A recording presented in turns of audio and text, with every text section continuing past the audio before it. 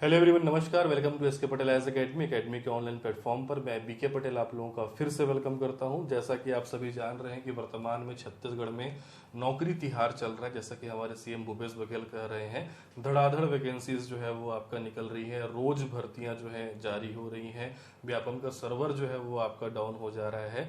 लेकिन प्रतियोगी छात्रों को जिस पदों का लंबे समय से इंतजार था वो अभी आया है, वो है छात्रावास अधीक्षक का पद। उसी प्रकार से इंतजार है एडीओ का, वो भी बहुत जल्दी जो है, बहुत शीघ्र जो है वो आपका आने वाला है। छात्रावास अधीक्षक, हॉस्टल सुपरिटेंडेंट के 500 पद जो है उसकी घोषणा कर दी गई है। लेकिन फर्क ये है कि इस बार एग्जाम जो है वो व्यापम न लेकर के सीजीपीएससी के द्वारा जो है वो आपका कंडक्ट किया जा रहा है। जाहिर सी बात है, व्यापम के पास इतनी ज्यादा भर्तियां हैं कि अब उसके पास जो है एग्जाम कंडक्ट कराने के लिए जो है वो आपका एक प्रॉपर कैलेंडर नहीं बन पा रहा है। इसीलिए सीजीपीएससी के द्वारा जो है बहुप्रतीक्षित छात्रावास अधीक्षक पद जो है उसकी भर्ती जो है आपका की जा रही है। तो इस सेशन में हम इन 500 पदों के बारे में जानकारी देखेंगे कि किस वर्ग के लिए कितने पद हैं, क्या योग्यता वगैरह रखी गई है, कुछ भ्रांतियां हैं उसको भी दूर करने का प्रयास करेंगे, सिलेबस में क्या परिवर्तन है, ऋणात्मक मूल्यांकन वगैरह में क्या परिवर्तन है, इन सभी के बारे में शॉर्ट जो है वो आपका चर्चा इस पे करने वाले हैं। साथ ही साथ छात्रावास अधीक्षक के लिए पहले से हमारे यहाँ जो है आपका ऑनलाइन कोर्स अवेलेबल है, उसके बारे में मैं थोड़ा सा आपको जानकारी दूंगा। ठीक है, तो चलिए शुरुआत करते हैं। सबसे पहले हम बात कर लेते हैं छत्तीसगढ़ लोक सेवा आयोग के द्वारा जो है आपका इस हॉस्टल सुपरिटेंडेंट के लिए जो आपका फॉर्म भराना स्टार्ट होगा वो होगा 20 मई से। ठीक है, 20 मई से ये चालू होगा और चलेगा आपका 8 जून तक। अब यहीं पे एक चीज आपको ध्यान देना है कि 8 जून तक तो केवल फॉर्म सबमिशन चलेगा, प्लस बहुत सारी जो आपकी भर्तियां हैं उनके डेट जो है वो आपका मई में निर्धारित कर दिए गए हैं।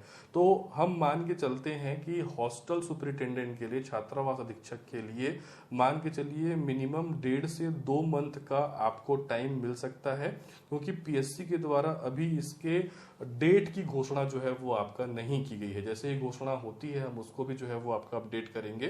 तो मान के चलिएगा कि इसमें थोड़ा सा ज्यादा समय जो है मिलने वाला है, ज्यादा तो मिल नहीं रहा है किसी में, अपेक्षाकृत हो सकता है इसमें 1.5 2 महीने का आपको समय जो है वो आपका मिल जाए।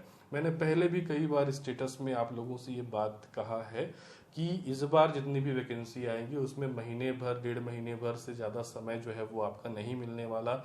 इसीलिए पहले से आप प्रिपेयर रहिए।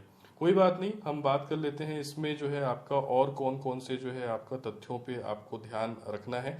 500 जो आपके पद हैं, इसमें जो आपका अनारक्षित वर्ग का जो आपका पद है, जनरल जो आपका पद है वो है आपका 210। तो ये अच्छी बात है जनरल कैटेगरी के लिए। ठीक है, कि अच्छा खासा पद जो है वो आपका यहाँ पे रखा गया है, 210 पद है। एससी कैटेगरी के लिए 60 पद है, एसटी कैटेगरी के लिए 160 पद है और ओबीसी के लिए जो है वो आपका 70 पद है। उसी प्रकार से महिलाओं के लिए जो है आपका अलग अलग वर्गवार यहाँ पे पद जो है विभाजित किए गए हैं, जिसको आप नोटिफिकेशन में अच्छे से जो है वो आपका डिफरेंशिएट करके पढ़ लेंगे। ठीक है, ये जो आपका नोटिफिकेशन है वो आप हमारे डिस्क्रिप्शन में जो लिंक है एक गूगल ड्राइव का, वहां से जाकर के जो है सीधे डाउनलोड कर सकते हैं। यहाँ पे एक चीज और मेंशन है कि पदों की संख्या में जो है वो आपका परिवर्तन हो सकता है। मान के चलिए कि पदों की संख्या कम तो नहीं होगी, बढ़ाई जो है वो आपका जा सकती है। जैसे अभी आईटीआई डिपार्टमेंट में जो आपका पोस्ट आया था उसमें पोस्ट अभी बढ़ा दिए गए हैं, तो हो सकता है कि 500 से पद और अधिक हो जाएं, ये और अच्छी बात है। ठीक है, आगे बढ़ते हैं। और क्या महत्वपूर्ण बात आपको याद रखना है कि न्यूनतम शैक्षणिक अर्हता क्या है। तो देखिए, न्यूनतम शैक्षणिक अर्हता को लेकर के बहुत सारे प्रतियोगी छात्र जो है वो आपका कंफ्यूज हैं। इसमें न्यूनतम योग्यता है बेटा 12वीं पास, 12th पास होना चाहिए किसी भी सेक्शन से, मतलब बायो से, मैथ्स से, आर्ट से, कॉमर्स से, वो मायने नहीं रखता है। उसके बाद इसमें लिखा हुआ है कंप्यूटर प्रशिक्षित को अधिमान्यता दी जाएगी। मतलब इसका मतलब ये नहीं है कि आपको किसी कंप्यूटर की डिग्री चाहिए, डिप्लोमा वगैरह चाहिए। अधिमान्यता मतलब वेटेज दिया जा रहा है, और वेटेज वो किस प्रकार का है कि इसमें जो है 50 प्रश्न, 50 अंक के 50 प्रश्न कंप्यूटर के रहते हैं, जिसमें से 50% आपको अर्जित करना अनिवार्य है। ठीक है, अन्यथा आप डिस्क्वालीफाई हो जाएंगे। कहने का मतलब 50 क्वेश्चन में से 25 आपका सही होगा, तभी तो आपका पेपर चेक होगा, अन्यथा पेपर चेक नहीं होगा। आप बाकी सेक्शन में कितना भी नंबर ले आएंगे, हायर मार्क्स ले आएंगे, उसका कोई मतलब नहीं है। पिछली 2 बार जो आपका हॉस्टल सुपरिटेंडेंट की भर्ती हुई है, मेरा जो आपका अनुभव है, मैंने आपका जो उस समय अभ्यर्थी जो है एग्जाम दिलाए थे, कई लोगों को मैंने देखा है कि कई लोग का बेसिक नॉलेज था, पहले पहले बार जो है वो आपका तैयारी किए थे, उसके बाद भी उन्होंने छात्रावास अधीक्षक के एग्जाम को क्रैक किया। रीजन था कंप्यूटर में उन्होंने जो है आपका 50% जो है वो आपका स्कोर कर लिया। कई सारे ऐसे अभ्यर्थी थे जिनका 100 प्लस 110 के आसपास 120 के आसपास भी नंबर था, लेकिन कंप्यूटर में 23 नंबर 22 नंबर ऐसा उनका आया और वो डिस्क्वालीफाई हो गए। ठीक है, तो यहाँ पे सबसे ज्यादा जो वेटेज रखता है वो है आपका कंप्यूटर। कंप्लीट कोर्स के साथ साथ हम कंप्यूटर का सेपरेट जो है वो आपका क्लास भी प्रोवाइड जो है वो आपका करने वाले हैं, जिसके बारे में जानकारी स्क्रीन पे जो नंबर डिस्प्ले हो रहा है वहां पे व्हाट्सअप करके आप प्राप्त कर सकते हैं। और इसकी डेमो क्लासेस भी जो है 1-2 जो है आपका यहाँ पे कुछ समय में जो है कुछ दिनों में जो है आपका डल जाएगी। ठीक है, तो कंप्यूटर को अधिमान्यता का मतलब आप समझ गए, कंप्यूटर डिग्री डिप्लोमा नहीं चाहिए, उसमें 50% नंबर अचीव करना जो है वो आपका जरूरी है। ठीक है, क्वालिफाई नहीं तो आप नहीं हो पाएंगे। ठीक, उसके बाद हम बात कर लेते हैं, इसमें जो महत्वपूर्ण है वो है आपका आयु सीमा। देखिए 1/1/2023 को अर्थात 1 जनवरी 2023 को आयोदक जो आपका एप्लीकेंट होगा, आवेदक होगा, उसकी आयु जो है न्यूनतम 21 वर्ष होनी चाहिए और अधिकतम जो है आपका 35 वर्ष होना चाहिए, 35 वर्ष से अधिक नहीं होना चाहिए। ठीक है, इसके अलावा जो आपके ST SC OBC मतलब कैटेगरी से जो है वो आपका बिलोंग करते हैं, उनको 5 वर्ष और छूट दी गई है, मतलब उनके लिए जो अधिकतम आयु है वो कितना है आपका 40 वर्ष। ठीक है, तो सामान्य के लिए याद रखेंगे 21 से 35 है और कैटेगरी वालों के लिए 21 से लेकर के 40 वर्ष के बीच की आयु सीमा है। न्यूनतम आयु वाले खास करके ध्यान रखेंगे कि आपकी आयु 21 वर्ष की स्थिति में होनी चाहिए, 1 जनवरी 2023 की तिथि में होनी चाहिए। चूंकि इसमें जो आपका शैक्षणिक योग्यता है 12वीं पास है, इसीलिए बहुत सारे ऐसे अभ्यर्थी भी इसमें होते हैं जिनकी आयु 21 वर्ष नहीं हुए रहती है।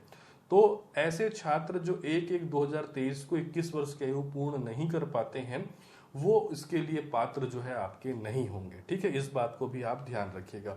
आगे बढ़ते हैं, महत्वपूर्ण तथ्य इसमें आपको और क्या याद रखना है, आप याद रखेंगे कि इसमें जो आपका टोटल मार्क्स होगा 150। पिछले बार भी आपका 150 था, लेकिन इस बार थोड़ा सा सिलेबस में माइनर जो है वो आपका चेंजेस किया गया है। क्वेश्चन नंबर ऑफ क्वेश्चन जो है 150 रहेंगे। ठीक है, क्वेश्चन की संख्या 150 रहेगी और हर क्वेश्चन 1 नंबर का रहेगा, तो जो आपका पूर्णांक है वो भी रहेगा 150। ठीक है, 150 क्वेश्चन 150 नंबर के। दूसरी बात, इस परीक्षा को जो है CGPSC कंडक्ट कर रहा है, इसलिए जो नेगेटिव मार्किंग है उसमें थोड़ा सा भिन्नता आया है।